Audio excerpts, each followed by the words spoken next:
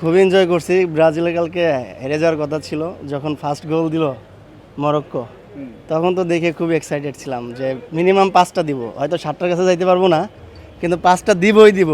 কিন্তু finally 1-1 draw হয়েছে। It's simple, ব্রাজিলটা প্রথমে খেলা দেখায় নাই, উস্তাদের মার শেষ রাতে লাস্টে খেলাটা দেখিয়ে দিয়েছে।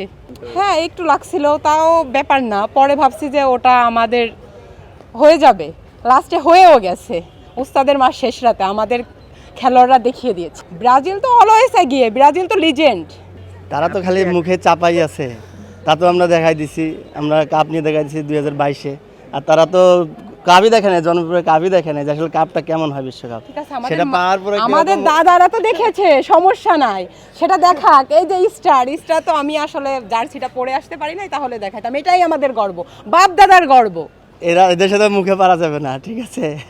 মুখেই শুধু জোর আছে ব্রাজিলের ফ্যানদের, এই ছাড়া কিছু নাই। না, খেলা আলাদা আলাদা রুমে দেখছিলাম তো পৌঁছাইতে পারিনি।